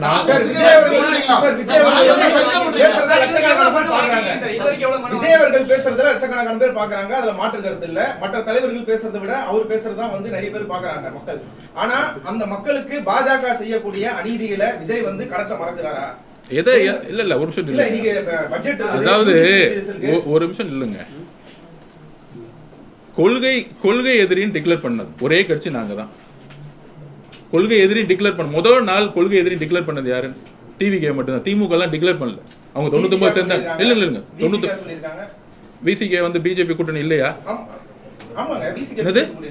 பிஜேபி கூட்டணி இல்லையா? நல்லா தெரியுமா? முன்னாடி இருந்தாங்களா? முன்னாடி இல்லைங்க, எல்லா கட்சிகளும் பிஜேபி கூட்டணி முன்னாடி இருந்தாங்களா இல்லையா சொல்லுங்க. நாங்க புது கட்சி. கால சூழ்நிலைக்கு ஏற்ற பிஜேபி கூட்டணி இங்க இருக்க எல்லா கட்சியும் இருந்திருக்காங்க. கரெக்டா இல்லையா? நீங்க சொல்ற எல்லா கட்சியும் இருந்திருக்காங்க. கம்யூனிஸ்ட் தோழர்கள் தவிர, காங்கிரஸ் தவிர எல்லாரும் இருந்திருக்காங்க. அது அன்னைக்கு இருந்த அரசியல் நிலைப்பாடு. இதெல்லாம் தெரிஞ்சுதான் முதல் நாளே கொள்கை எதிரி டிக்ளேர் பண்ணிட்டாரு. அப்போ முதல் நாளே தெளிவு பண்ணிட்டாரு, எந்த காலத்திலையும் கூட்டணி இல்லை, பிரச்சனை அடிப்படையில் எல்லாத்துக்கும் குரல் கொடுத்துட்டு இருக்கோம். அப்படி குரல் கொடுத்ததுனால தான் உங்களுக்கே தெரியும். நீங்க சொல்றீங்களா திமுக பயங்கரமா எதுக்குதா? திமுக எதுக்குதா? நீங்க உங்ககிட்டே நான் கேட்கிறேன், திமுக எதுக்குதா? ரெட் ஜெயின் யாருது? சொல்லுங்க ஆயத்தரம் சொல்லுங்க ரெட் ஜெயினர். முன்னாடி உதயநிதி இப்ப இன்பநிதி. முன்னாடி உதயநிதி இப்ப இன்பநிதி. இன்பநிதி யாரு? உங்களுக்கு தெரியுமே. அது இல்ல சொல்லுங்க, நீங்க தானே கேள்வி கேட்டீங்க, அது பதில் சொல்லுறேன். நீ கேள்வி கேட்டீங்க, நானும் எப்பயுமே பதில் சொல்றேன். கேள்வி பதில் சொல்லுங்க சார். நீங்க கேக்குற அண்ணே உங்க கேள்விக்கு நான் பதில் சொல்லி தானே இருக்கிறேன். சொல்லுங்க. அதுதான் ஏன் விஜய் அதாவது பாஜக பத்தி பேச அண்ணா நான் பேசுறேன். பட்ஜெட் வந்திருக்கு, யுஜிசி வந்திருக்கு. அண்ணா எதை பத்தியும் பேசல. அண்ணா நான் பேசுறேன். உங்க கேள்விக்கு நானே பதில் சொல்றேன். எப்பயுமே பத்திரிகையாளர்னா கேள்விகள் நான் பதில் சொல்லல, ஒரு இன்டராக்ஷன் வச்சுக்கலாமே. இது இன்டராக்ஷன் தான். இது என்ன ஏன் பத்திரிகையாளர்னா நீங்க அப்படியே அடிச்சுட்டே இருப்பீங்க, நான் பதில் சொல்லிட்டே இருக்கணுமா? அப்படி கிடையாது. நீங்க கேள்விகளுக்கு எனக்கு தோணுச்சுன்னா நான் நட்பு நானும் கேள்வி கேட்கிறேன். அப்போ உதயநிதியோட பையன் யாரு? சார் தெரிஞ்சதுங்களா சார்? இல்ல நான் ஒரு ஒபினியன் கேக்குறேன். பிரதர் நான் என்ன நான் கேள்வி கேட்டுக்கு பதில் சொல்லுங்க பிரதர். யாருன்னு கேட்டேன். இன்பநிதி யாருன்னு கேட்டேன். உதயநிதி ஒரு பையன். இன்பநிதியோட தாத்தா யாரு?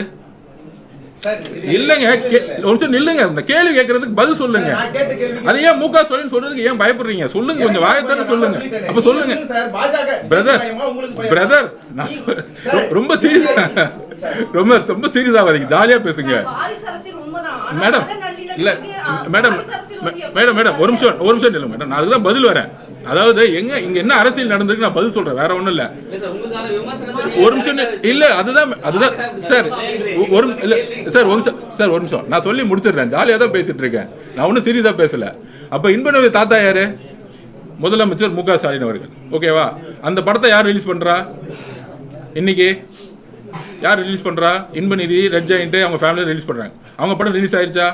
பொங்கல் முடிஞ்சு ஜாலியா ரிலீஸ் பண்ணி முடிச்சிட்டாங்களா? வியாபாரம் பண்ணி முடிச்சிட்டாங்களா? அதுக்கு பர்மிஷன் யாரு கொடுக்கணும்? பொதுவாக சொல்லுங்க, யூஎஸ் சர்டிஃபிகேட் யாரு கொடுக்கணும்? அந்த கேள்வி கேட்டு கொஞ்சம் பதில் சொல்லுங்க. சென்ட்ரல் தானே. எங்க படம் என்னாச்சு? எங்க படம் நீங்க சொல்றீங்களே பிஜேபியோட மறைமுக, பிஜேபி மறைமுகம் இருந்தால் முதல் நாளே எங்களுக்கு ரிலீஸ் பண்ணிருக்க முடியும். இன்னைக்கு வரைக்கும் ஏன் கோர்ட்டுக்கு போனோம்? இன்னைக்கு வரைக்கும் ஏன் சண்டை போடணும்? லாஸ்ட் பொதுக்கூட்டத்தில் என்ன சொன்னாரு?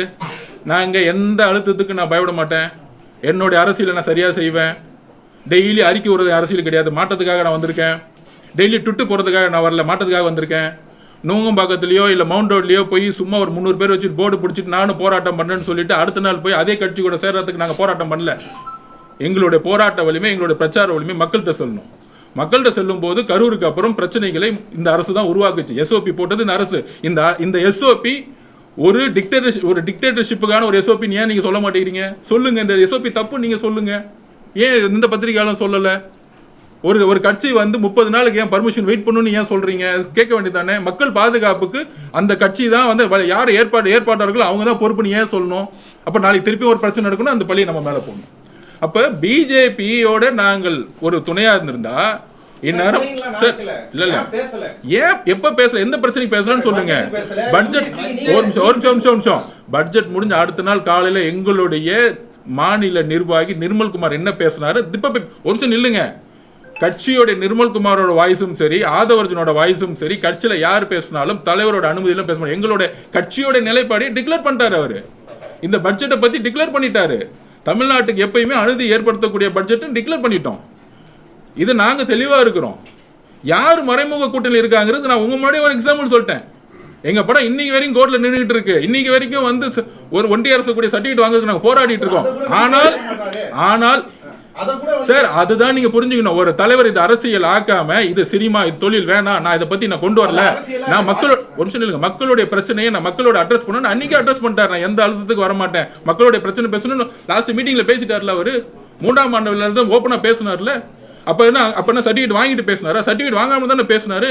அவர் ரொம்ப தெளிவா இருக்கிறாரு. நீங்க குழப்பிக்காதீங்க அவங்களோட நிலைப்பாடை பத்தி. சரி, காலையில் 12 மணில இருந்து போராட நீ தான் பிரச்சாரத்துக்கு வந்துட்டு இருக்க. அடுத்தடுத்து இந்த பிரச்சனையை தாவேகா நடிகர் விஜய்க்கான பிரச்சனையா பாக்குதா அல்லது தாவேகா தலைவர் விஜய்க்கான பிரச்சனையா? ஒட்டுமொத்த சினிமா இண்டஸ்ட்ரிக்கான பிரச்சனையா பாக்குது. ஒரு தொழிலை ஒரு மூவியை, ஒரு தொழிலை யாரு செய்தாலும், இப்ப கூட அதிமுக சொல்லுது போன தாட்டி நாங்க வந்து படத்தை ரிலீஸ் பண்ணோம், எங்களுக்கு அவர் வந்து நம்பிக்கை இல்லை. இதுவே ஒரு தப்பு. தமிழ்நாட்டில் எந்த தொழில் யார் வேணா செய்யட்டும், அவங்க தொழிலை எந்த விதமான அரசியல் அழுத்தங்கள் இல்லாமல் தொழிலை செய்யணும். அப்படி ஒரு முதலமைச்சர் எங்க தலைவர் வருவார். இப்படியே இந்த அழுத்தங்கள், இந்த அட்மினிஸ்ட்ரேஷன் ஃபெயிலியர்ஸ், என்ன வந்து ஒரு முதலமைச்சர் வந்து படத்தை ரிலீஸ் பண்ணி என்ன பார்க்கணும், இதை வந்து இவரை பார்க்கணும், இப்படி சொல்றது ஒரு பயாஸான அட்மினிஸ்ட்ரேஷன். இது தப்புன்னு நாங்க சொல்றோம். இதை இல்லைங்க, இது ஒட்டுமொத்த தமிழ்நாட்டுடைய சினிமா துறைக்கான பிரச்சனையா பாருங்க. அதுதான் நாங்க பதிவு பண்றோம். களத்தில் இருந்தார் விஜய். தான் துறையை பத்தி பேசல, தான் நடிச்ச படம் நேரடியா ஒரு குற்றச்சாட்டை விஜய் முன்வைக்காம மௌனம் காத்துட்டு வராரு. சட்ட ரீதியான போராட்டம் நடந்துட்டு இருக்குல்ல, சட்ட ரீதியான போராட்டத்தை பதிவு பண்ணிட்டு இருக்கோம்ல, ஓப்பனாக பதிவு பண்ணிட்டாரு அவரு. இது மாதிரி எந்த அழுத்தத்துக்கு வரமாட்டோம். அவர் நடிகர்ல இருந்து வெளியாகி ஒரு கட்சியுடைய தலைவர் ஆயிட்டார். கட்சியுடைய தலைவராகி மக்களுடைய பிரச்சனைக்கு போயிட்டார். வெறும் நடிகரா இருக்கும் பொழுது தன்னுடைய தொழிலாளர்களுக்காகவும் தன்னை நம்பி இருக்கக்கூடிய ப்ரொடியூசருக்காகவும் ஒரு பிரச்சனைனா போய் எந்த முதலமைச்சர்கிட்ட போய் நின்னாரு, ஃபைட் பண்ணாரு. ஏன்னா அந்த இண்டஸ்ட்ரிக்காக. இன்னைக்கு ஒரு தலைவரான பிறகு ஒரு நிமிஷம் நான் பதிவு பண்றது மட்டும் பதிவு பண்ண புரிஞ்சுக்கோங்க. இன்னைக்கு ஒரு கட்சி தலைவரான பிறகு தொழிலை தனியாக பிரித்து மக்களுடைய பிரச்சனையை ஃபோக்கஸ் பண்ணணும்னு நினைக்கிறாரு. அதுதான் அந்த ஆண்டு பொதுக்குழுலயே அவர் பேசினார். நெக்ஸ்ட் புதுசா கேளுங்களேன். நடந்த மேட்ச்ல வந்து கிறிஸ் ஜோர்டாங்கர் வந்து அவங்க அழைப்பே கொடுக்க முடியாது, அறிவாலயத்து வாசலுக்கு வெளியில நிக்கிறாங்க. பனையூருக்கு அவங்கள வெல்கம் பண்றீங்களா? இது வரைக்கும் அவங்களோட பேச்சுவார்த்தை பண்ணீங்களா? அதையே பேச்சுவார்த்தை நடந்துச்சு நடக்கல அப்படிங்கறத ஒரு கட்டன் கிளியரா ஏன் சொல்ல மாட்டேங்கிறீங்க? எந்த சேனல்? தென்னமலை. ஓகே, காங்கிரஸ் எங்களோட வரணும் நீங்க தான் விரும்புவீங்கன்னு நினைக்கிறேன் ரொம்ப அதிகமா. எங்களோட நிலைப்பாடு மதசார்பற்ற சமூக நீதியை உருவாக்குவது, அப்படி ஒரு அரசை உருவாக்குவது. இதை நோக்கிய எந்த கட்சிகளா இருந்தாலும் நாங்கள் நட்பின் அடிப்பில் வரவேற்போம். நாங்கள் ஆல்ரெடி சொல்லிட்டோம், 234 தொகுதியிலையும் நாங்கள் வலுவாக இருக்கிறோம். நட்பு சக்தியாக மதசார்பற்ற சமூக நீதிக்கான அரசை உருவாக்குவதில் ஏற்படக்கூடிய தலைவர்களோ தோழமைகளோ நாங்கள் எப்பொழுதும் வரவேற்போம். நீங்க சொல்ற திமுக காங்கிரஸ் என்ன பிரச்சனைனா, நான் சொல்லிடுறேன். திமுக என்ன பண்ணோம் அப்படின்னா, காங்கிரஸ் வந்து கிரீஷ் சார் வந்து சொல்லிட்டாரு, டிசம்பர் 15 போய் டிசம்பர் 15 முடிச்சுன்னு நவம்பர் மாதம் போய் சொன்னார் முதலமைச்சர்கிட்ட. அப்ப காங்கிரஸ் மேல ஒரு மரியாதை இருந்தா, மதசார்பற்ற கூட்டணின்னு சொல்லுவாங்க, தலைவர்கள் மேல மரியாதை இருந்தா, இல்ல இந்த கூட்டணி வந்து இணைப்புல ஒரு உறவுல நம்பிக்கை இருந்தா அடுத்த நாளே குழுவை போட்டுடலாம். அவங்களுக்கு தான் இந்த உறவு மேல நம்பிக்கை இல்லையே. தொண்டர்கள்லாம் வேற பக்கம் போயிட்டாங்க. யார் பக்கம் போயிட்டாங்கன்னா எங்க பக்கம் வந்துட்டாங்க ஆல்ரெடி. அப்ப அந்த குழுவை ஏன் போட மாட்டேங்கிறாங்க? பயம் வந்துருச்சு. ஏன் பயம் வந்துருச்சு? முதல் முறையா காங்கிரஸ்ல திரு ராகுல் காந்தி அவர்கள் கிரீஷ் சோடங்கர்னு ஒரு சுயமரியாதை தலைவர் அமைச்சிருக்காரு.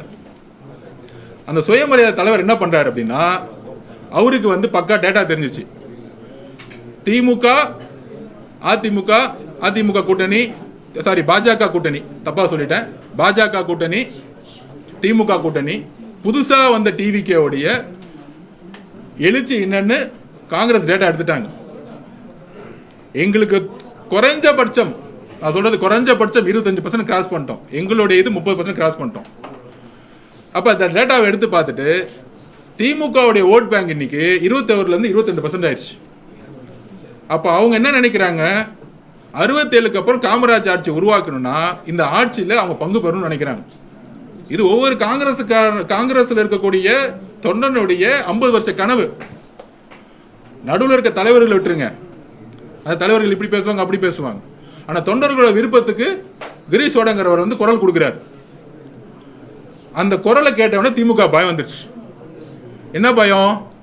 ஐயோ ஆட்சியில் பங்கு அதிகார பங்கு கேட்டா மொத்த கஜனாவும் இன்னைக்கு குடும்பம் போயிட்டு இருக்கு, நாளைக்கு அமைச்சர்ல உட்காந்துட்டு கொஸ்டின் கேட்பாங்க. எனக்கு அப்புறம் என் பையன் தான் முதலமைச்சர் ஆகணும். இந்த கூட்டணி கட்சிகளுக்கு அமைச்சரவை பதவி கொடுத்துட்டா பிஜேபிக்கு பிரச்சனை, பிஜேபி உள்ள வந்துடும். எப்படி? காங்கிரஸ்க்கு அமைச்சரவை கொடுத்துட்டா முஸ்லீம் லீக்குக்கோ அண்ணன் ஜவஹர்லால் அண்ணனுக்கோ கம்யூனிஸ்ட் தோழர்களா இருக்கிற வாசிகி அம்மாக்கோ விசிகேல இருக்க நம்ம தோழர்கள் அமைச்சரை கொடுத்துட்டா பிஜேபி தமிழ்நாட்டுக்குள்ள உள்ள வந்துடும். அவ்வளோ அழகான கால்குலேஷன் பார்த்தீங்களா திமுகக்கு? 40 வருஷமா களத்தில் இருக்கக்கூடிய தோழமை கட்சிகள் இவங்களை முதலமைச்சர் ஆகிற கட்சிகளுக்கு அமைச்சரவையில் அமைச்சர் கொடுத்துட்டா பிஜேபி உள்ள வந்துடும். அதனால என்ன சொல்லிட்டாங்க, உடனே அக்கா கனிமொழியை அமைச்சு கிரீஷ் சோடங்கரை மாத்திருங்க. ஏன்னா அவர் வந்து எங்களுக்கு வந்து அடிமையா இல்லை, கொஞ்சம் ஃபேவரா இல்லை, காங்கிரஸ் கட்சிக்கு ரொம்ப ஃபேவரா இருக்காரு, இங்க இருக்கவங்கெல்லாம் திமுகவுக்கு ஃபேவரா இருக்காங்க, அதனால வந்து கொஞ்சம் மாத்துங்கன்னு பேச்சுவார்த்தை போயிட்டு இருக்கு. கிரீஷ் சோடங்கரை மாத்துங்கன்னு பேச்சுவார்த்தை போயிட்டு இருக்கு. கூட்டணி பேச்சுவார்த்தை போல கிரீஷ் சோடங்கரை மாத்துங்கன்னு பேச்சுவார்த்தை போயிட்டு இருக்கு. ஒரு நிமிஷம் நான் முடிக்கல, ஒரு நிமிஷம் நான் கேட்டகரி முடிச்சிடுறேன். ஸோ பேச்சுவார்த்தையே இன்னும் ஆரம்பிக்கல. கிரீஷ் ஓடங்கர் எப்படி மாற்றணும் திமுக சொல்லிட்டு இருக்கு. அதுக்கு ராகுல் காந்தி ஐயா கேள்வி சொல்லியிருக்காரு, நான் கிரீஷ் ஓடங்கர்லாம் மாற்ற முடியாதுன்னு சொல்லிதான் இப்போ லேட்டஸ்ட் தகவல். மொதல் இந்த பிரச்சனை எல்லாம் மூடிட்டோம், அதுக்கப்புறம் அந்த கொஸ்டினை போய் இந்த கொஸ்டின்லாம் அங்கே போய் கேளுங்க. ஏன் வந்து குழு போட மாட்டாங்கன்னா இந்த சூழ்ச்சியும் கூட்டத்தில் இருக்க எல்லா தோழர்களும் புரிஞ்சுக்கணும். ஏன்னா எனக்கு தெரியும் நோட்டிஃபிகேஷன் மார்ச் மாதம் 6 to 10 வருதுன்னு நினச்சிக்குவாங்க. கரெக்டாக மார்ச் 5ஆம் தேதி குழுவை போடுவாங்க. அந்த குழு என்ன பண்ணுன்னா காங்கிரஸுக்கு 26 தொகுதிக்கு மேலே தரமாட்டோம், முடிஞ்சால் கிளம்பிடுங்க அப்படின்னு சொல்லுவாங்க. விசிகேக்கு 6 தொகுதிக்கு மேலே கொடுக்க மாட்டோம், முடிஞ்சால் கிளம்பிடுங்க அப்படின்னு சொல்லுவாங்க. முஸ்லீம் லீக்கா வாப்பா அவனுக்கு 2க்கு மேலே கிடையாதுப்பா, அவ்வளோதான். சிறுபான்மையினர் தோழர்களும் சொல்லக்கூடிய திமுக 2024 எத்தனை எம்பி உங்களுக்கு தெரியும் சொல்லுங்க? எத்தனை எம்பின்னா 22 எம்பி கரெக்டா? 22 எம்பியில் ஏன் ஒரு முஸ்லீம் கேண்டிடேட் கூட அப்பாயின்மெண்ட் பண்ணல? திமுக எத்தனை கோடி பேர் இருக்காங்க? 2 கோடி பேர் உறுப்பினர்கள் இருக்காங்கன்னு சொல்லியிருக்காங்கல்ல. அந்த 2 கோடி உறுப்பினர்ல சிறுபான்மை தோழர்கள் இருக்காங்களா இல்லையா? ஏன் ஒரு முஸ்லீம் கூட வந்து திமுகவில் வந்து முஸ்லீம் தோழர்களை எம்பியா நின்று கேண்டிடேட் அனௌன்ஸ் பண்ணல? ராஜ்பா கொடுப்பாங்க, கூட்டணியில் இருக்கவங்க கொடுப்பாங்க, ஆனால் திமுகவில் இருக்கக்கூடிய முஸ்லீம் தோழர்கள் எம்பி ஆக்க மாட்டாங்க. ஆனால் இவங்க தான் சிறுபான்மை மக்களுடைய பாதுகாவலன். அந்த பாதுகாவலன் சொல்லக்கூடிய நடிப்பு தான் அவங்க படத்தை பிஜேபி ரிலீஸ் பண்ணோம், நாங்கள் ஹோல்டாகி நிற்போம். ஸோ கடைசி நேரத்து நோட்டிஃபிகேஷன் முன்னாடி குழுவை போட்டு ஒரு அழுத்தம் கொடுத்து இவங்களுக்கு பிடிக்குதோ இல்லையோ வேறு வழியே இல்லை அப்படின்னு. இது வரைக்கும் அதிமுக இருந்துச்சு, பிஜேபியோட சேர்ந்தனால வேறு வழி இல்லை, அவங்களுக்கு சைன் போட்டு போக வேண்டிய நிர்பந்தம். இன்னைக்கு டிவிக்கு வந்த பிறகு குழுவும் போட முடியல, பேச்சுவார்த்தையும் ஆரம்பிக்க முடியல. பேச்சுவார்த்தை ஆரம்பிச்சா எல்லாரும் இங்கே வந்துருவாங்கன்னு ஒரு பயம். முதல் முறையா திமுகவுடைய வீக்னஸ் இங்கே தான் தெரியுது. இந்த 10 வருஷம் திமுக கூட்டணி கட்சி தலைவராக இருக்க மு க ஸ்டாலினோட பயம் எங்க இருக்குன்னா, ஒரு பேச்சுவார்த்தை கூட குழு போறது கூட பயந்துட்டு இருக்காரு. பாத்தீங்களா? இங்க தான் இந்த கூட்டணியோட வலு இழந்துருச்சு. அதனால நாங்க 234 தொகுதி ஜெயிப்போம் நாங்க சொல்றோம்.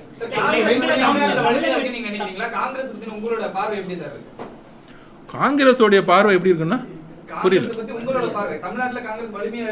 திருப்பி சொல்றேன், எங்களுடைய நீதி சமூக நீதி மதச்சார்பின்மைக்கான கட்சி. காங்கிரஸும் சரி, கம்யூனிஸ்ட் தோழர்களும் சரி, விசிக தோழர்களும் சரி, தமிழ்நாட்டில் மத சார்பின்மைக்கும் சமூக நீதி பார்வைக்கும் அவங்களுடைய உழைப்பை கொடுத்துட்டு இருக்காங்க. எங்களுடைய நிலைப்பாடும் அவங்களுடைய நிலைப்பாடும் கொள்கைகள் பெரிய வித்தியாசம் கிடையாது. இல்ல ஐப்பத்திகளா கொஸ்டின் கேட்க வேண்டாம். முதல் வந்து நான் தான் சொல்றேன், முதல் திமுக குழு போடட்டும். அவங்க இன்னும் திமுக அது வந்து அவங்க வந்தா ஏத்துவீங்கிறது வந்து ஒரு டாமினேட் கொஸ்டின் என்னை பொறுத்த வரைக்கும். முதல் திமுக கூட்டணி இருக்கவங்க அறிவாலயம் கதையை கொஞ்சம் ஓபன் பண்ணி பூட்டி வைக்காம குழுவை போட்டு அவங்களுக்கு கொஞ்சம் கேட்ல இருந்து உள்ள கூட்டிட்டு போய் உட்கார வச்சு பேச்சுவார்த்தை நடத்துங்கிறது என்னுடைய வேண்டுகோள். அவ்வளவுதான்.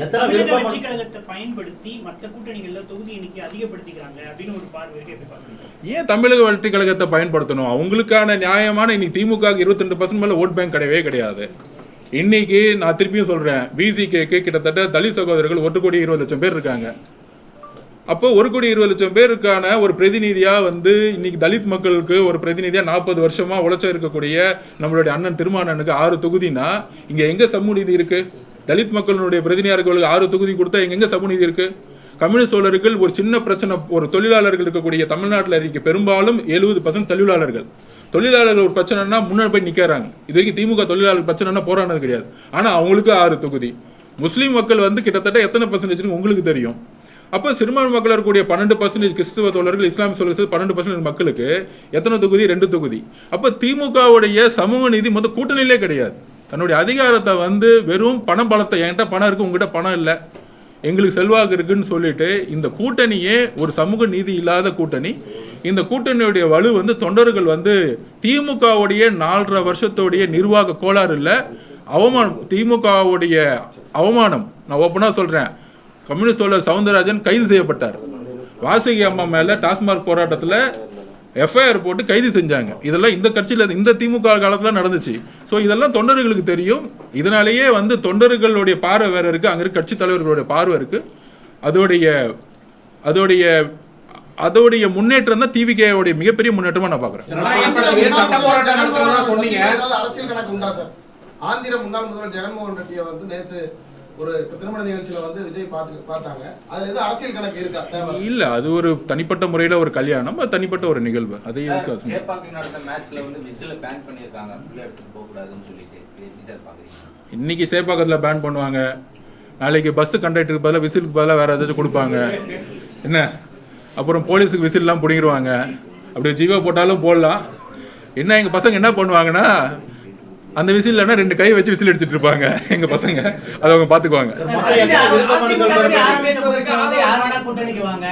நாங்க வந்து அதிகாரத்துல பங்கு தரோம், நீங்க வெளிப்படையா ஓபன் ஸ்டேட்மெண்ட் கொடுத்தீங்க. ஆனா இப்ப நாள் ஆக எல்லா கட்சியும் வந்து கூட்டணி வராதப்போ நீங்க வந்து இப்போ திமுக கூட்டணி இருக்கிற கட்சிகளுக்கு நீங்க சாஃப்ட் கார்னர் பண்ணி பேசிட்டு இருக்கீங்க. இல்ல இல்ல, அது என்ன காரணம்? திமுக ஒரு நிமிஷம் முதல் நாள்ல ஆட்சியிலும் பங்கு அதிகாரத்தில் பங்கு கட்சியோடைய அடிப்படை ஒரு அடிப்படை ஃபார்முலான்னு சொல்லலாம். ஏன் இந்த ஃபார்முலா வைக்கிறேன்னா, சந்திரபாபு நாயுடு அவர்களா இருக்கட்டும், யாரா இருக்கட்டும், இது இந்த மாநிலத்துல தான் அந்த அடிப்படை கொள்கை இல்லை. இப்ப எனக்கு வந்து இப்ப 2011 மேடம் ஜெயலலிதா அம்மா முடிவு பண்ணாங்க, எனக்கு கூட்டணி வேணாம், நான் தனியாவே நிக்கிறேன். 234 தொகுதியிலும் ரெட்டையில போட்டாங்க, தனியாவே நின்று ஜெயிச்சாங்க. அப்ப அவங்களுக்கு தெரியல. ஆனால் எங்களை பொறுத்த வரைக்கும் தோழர்கள் சமூக நீதி மதசார்பணி மற்றும் சமூக நீதியின் அடிப்படையில் வரக்கூடிய தோழர்களோ எந்த தலைவர்களோ யாரா இருந்தாலும் ஒரு எதிர்காலத்துல வந்து ஒரு கூட்டணியோ இல்ல ஏதோ ஒன்று உருவாகும் பொழுது அப்ப அடிப்படை விதியா ஒன்று சொன்னார். கட்சி ஆரம்பிக்கும் போது முதல் நாள் சொன்னது அது அவர் ஆக்சுவலா. அப்ப எல்லோரும் சமம்னு நம்ம வந்து வெறும் தேர்தல் நம்மளுடைய கட்சியோடைய வாக்குறுதியா இருக்கக்கூடாது, நம்மளோட கூட பயணம் பண்ணவங்களோட இருக்கணும்னு சொன்னவுடைய கட்சியோடைய அடிப்படை விதி அது. ஸோ அதை தான் வந்து அவர் சொன்னாரே தவிர இது வந்து கூட்டணி கணக்கு அந்த கால்குலேஷன் இந்த கால்குலேஷன்லாம் நீங்களே நினைச்சுக்கிட்டீங்க, அது கிடையாது.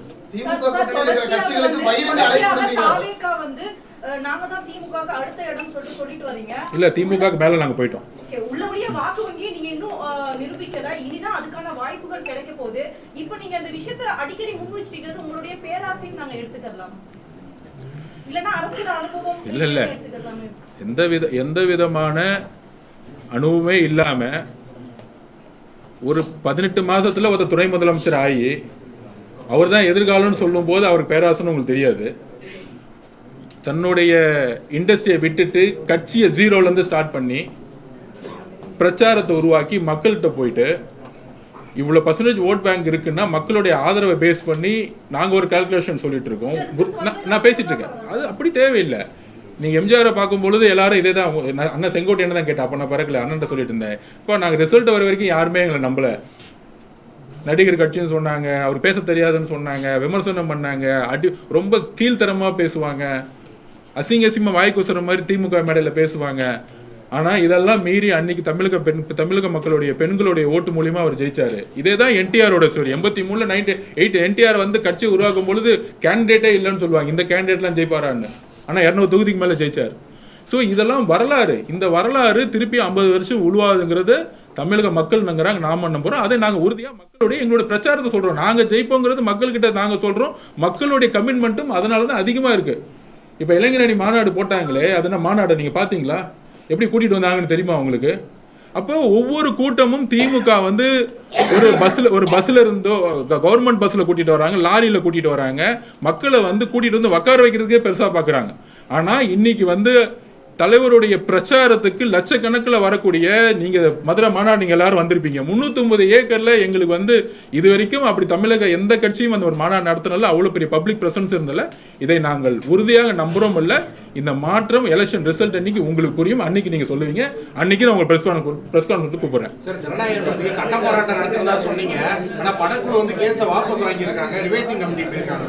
இல்ல அது ஆல்ரெடி சுப்ரீம் கோர்ட்லயே சொன்னதுதான், நீங்க கமிட்டிட்ட போங்க, அது ரொம்ப டெக்னிக்கல் क्वेश्चंस, அது படக்குழு பாத்துக்கும். ஓகே, முடிச்சுக்கலாம். நம்ம திமுக கூட்டணியில நீங்க அந்த மரியாதை கிடைக்கல, நீங்க ரொம்ப அத பதிவு பண்ணீங்க, உங்களுக்கு எந்த மரியாதை கிடைக்கல, உங்களுக்கான சமூக நீதி கிடைக்கல. தேவக கூட்டணிக்கு வந்தீங்கன்னா உங்களுக்கு உரிய மரியாதை கொடுக்கும், உரிய சீட்டு கொடுக்கும். நீங்க அந்த பிரஸ் மீட்ல ஒரு கட்சியோட தொண்டனுக்கே வந்து சரிசமமான ஒரு மரியாதையும் ஒரு அன்பையும் எங்க தலைவர் கொடுக்கும் பொழுது இந்த திமுக எப்பவுமே சொல்லுமே, நாங்க உங்களுக்கு தொகுதி கொடுக்குறோம், இது கொடுக்குறோம்.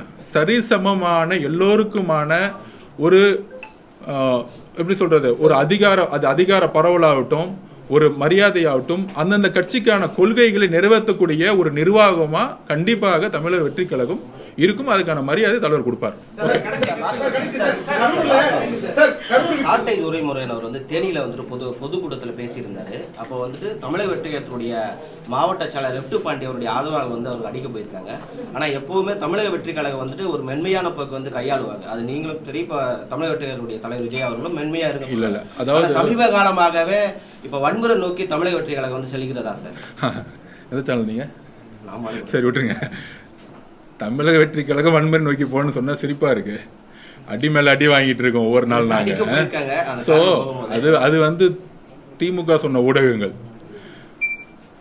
அவர் கடுமையாக ஒருமையில பேசினாரு. எங்க கட்சி தொண்டர்கள் மிகுந்த வலியுடன் அந்த பக்கம் போயிருக்காங்க. யாரையும் அடிக்கலாம் போல. நீங்க அதை தயவு செஞ்சு தப்பா வந்து இன்டர்பிரட் பண்ணாதீங்க. நேற்று என்னுடைய ஸ்பீச்சிலே சொல்லியிருப்பேன், நமக்கான போட்டி திமுக அண்ட் தாவேகா, டிவிகே அண்ட் டிஎம்கே அப்படின்னு ஆல்ரெடி தலைவர் நிறைய இடத்துல பதிவு பண்ணிட்டாரு.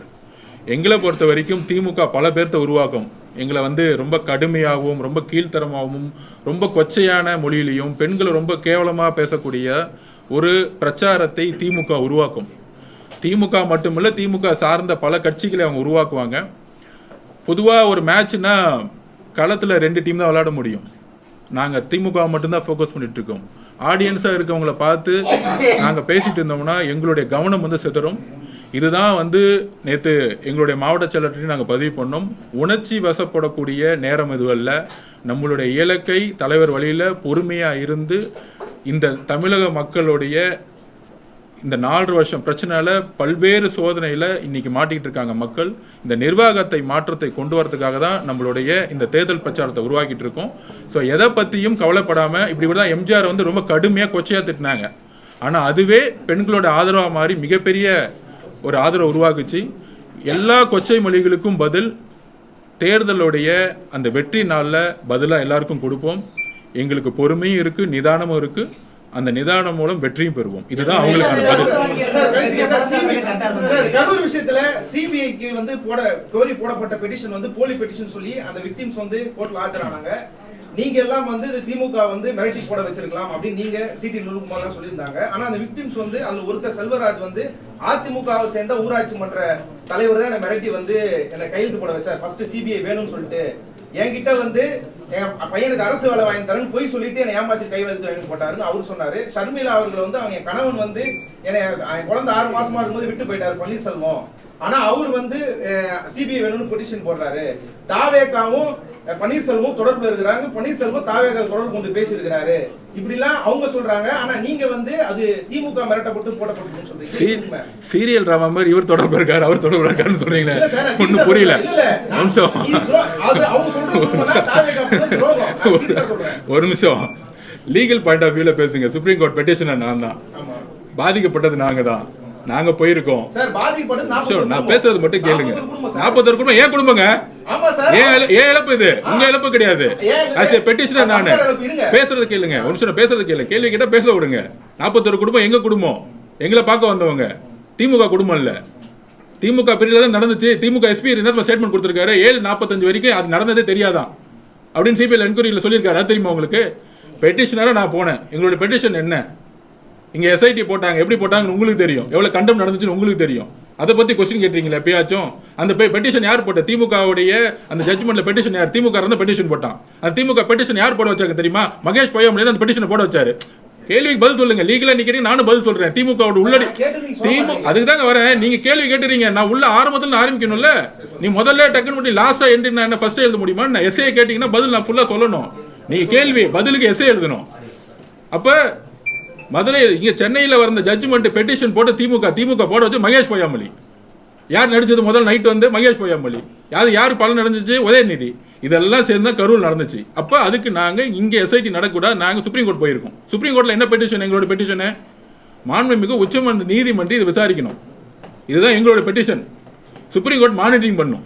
இதுதான் எங்களோட பெட்டிஷன். இதை பாதிக்கப்பட்டவங்க 4 பேர் கேஸ் போட்டாங்க. திமுக பத்தி உங்களுக்கு எல்லாம் தெரியும். ஒருத்தனை நைட்டை எப்படி நைட்டுக்குள்ள தூக்கி எப்படி காசை கொடுத்து மிரட்டி எப்படி உட்கார வைக்கணும்னு தெரியும்.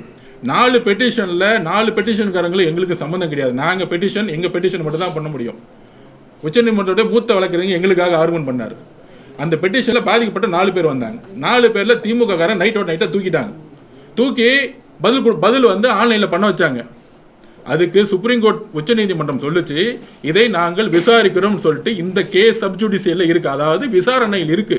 அது உண்மை வரும்போது உங்களுக்கு தெரியும். என்கிட்ட எதுக்கு இந்த கொஸ்டின் கேட்கணும்? சுப்ரீம் கோர்ட் விசாரணை இருக்கும்போது, சுப்ரீம் கோர்ட்ல விசாரணை இருக்கும்போது நீங்களும் பேச முடியாது, நானும் பேச முடியாது. ஆல்ரெடி அந்த கோர்ட்ல விசாரணை போயிட்டு இருக்கும் பொழுது அங்க ரிஜிஸ்ட்ரி தான் விசாரிப்பாரு. அதை பத்தி எனக்கு தெரியாது, நீங்க பெட்டிஷனர் தான் போய் கேட்கணும். இல்ல சார், நான் தான் உங்களுக்கு முதல்ல பேட்டி எடுத்தேன். அவங்க ஷர்மிளான்றவங்க செல்வராஜ்ன்றவங்க நான் தான் முதல்ல ஐயா, திமுக ஒரே நைட்ல அந்த ஊர்காரங்களே சொன்னது 6 மாசம் குழந்தையா இருக்கும் போதே பன்னீர்செல்வம் போயிட்டாரு. உங்க டிவிகேவை சேர்ந்த நிர்வாகிகள் என்கிட்ட பேட்டி கொடுத்திருக்காங்க. அருண்ராஜ் ஐஏஆர்எஸ் அவர்கள் வந்து அவர்கிட்ட வந்து பன்னீர்செல்வம் பேசினாங்க இதை பத்தி. அவரு சொல்லியிருக்காரு, சர்மிளா குழந்தை வந்து 6 மாசம் இருக்கும்போது சர்மிளா விட்டு வந்து அந்த பன்னீர்செல்வம் போயிட்டாரு, அவரு போட்டிருக்கிறது பொய் பெட்டிஷன் சொல்லி. நீங்க சொல்றது எல்லாமே உச்ச நீதிமன்றத்தோட விசாரணையில் இருக்கு. நாங்க மிரட்டுறேன்னு சொல்லிட்டு இருக்கும்போது உங்களுக்கு காமெடியா இல்லையா? ஏங்க செந்தில் பாலாஜி ஒரு ஏங்க நீ திமுக மிரட்டி இருக்காங்க, அதனாலதான் ஒரு நிமிஷம் உண்மைதாங்க. ஒரு நிமிஷம் இல்லைங்க, செந்தில் பாலாஜி யாரை மிரட்டுவார், என்ன பேச வைப்பாருன்னு இங்க இருக்கிறவங்க எல்லாத்துக்கும் தெரியும், தமிழக மக்களுக்கும் தெரியும். நெக்ஸ்ட் முடிச்சிடலாம்.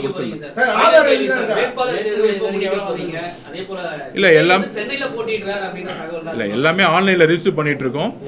ஆன்லைன்லயே வந்து இப்போ வந்து போர்ட்டல் வந்து முடங்கிட்டு இருக்கு. அந்த அளவுக்கு வந்து ஸ்பீடா போயிட்டு இருக்கு. ஒவ்வொரு வாரமும் முடியும் போது இல்ல, அது முடியும் போது ஒவ்வொரு வாரமும் வந்து நம்ம தலைமை கழகத்துல ரிலீஸ் பண்ணுவோம். மிகப்பெரிய அளவில் கிட்டத்தட்ட 30,000-40,000 சொல்லிட்டு போயிட்டே இருக்கு, கவுண்டிங் போயிட்டே இருக்கு. ஸோ கண்டிப்பா 1 லட்சம் பேரை தாண்டுங்கிறது தமிழ்நாட்டு முதல் முறையில் 1 லட்சம் பேர் தாண்டுங்கிறது நாங்கள் எதிர்பார்க்கிறோம். ஸோ முடிச்சுக்கலாம். வேற ஒன்று வேட்பாளர்கள் ஏற்கனவே தேர்ந்தெடுக்கப்பட்டாங்க, பேரளவுல தான் விருப்ப மனுக்கள் பெறப்படுறாது அப்படின்னு ஒரு குற்றச்சாட்டு. அதெல்லாம் திமுகவோட வாரிசு கட்சியில போய் சொல்லி பாருங்க. இங்கெல்லாம் அப்படி கிடையாது. தலைவர் ஒவ்வொரு வேட்பாளர்கிட்டையும் தனிப்பட்ட முறையில வேட்புமனு யார் கொடுத்துருக்காங்களோ அதுல வந்து ஒரு கமிட்டி போட்டு அதுல இருந்து கரெக்டா கொண்டு போய் தலைவருடைய முழு வியூல அவரு தான் வேட்பாளர் தேர்ந்தெடுக்க போறாங்க. அதுதான் உண்மையான விஷயம். இவங்க சொல்றாங்க, அவங்க சொல்றாங்க, அவங்க கிட்ட போனா வந்து கிடைக்கும், இவங்க கிட்ட காசு கொடுத்தா கிடைக்கலாம். திமுக கிடையாது, இதெல்லாம் திமுக கிடையாது, இது தாவேகா. அடிப்படையில் சாமானிய மக்களும் எம்எல்ஏ ஆகணும் தலைவர் நினைக்கிறாரு, அதை நோக்கி தான் போறோம்.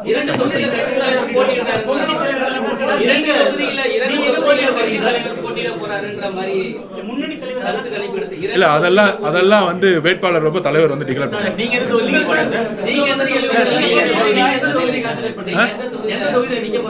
சரி, எங்க சொல்றீங்களா நிப்போம்.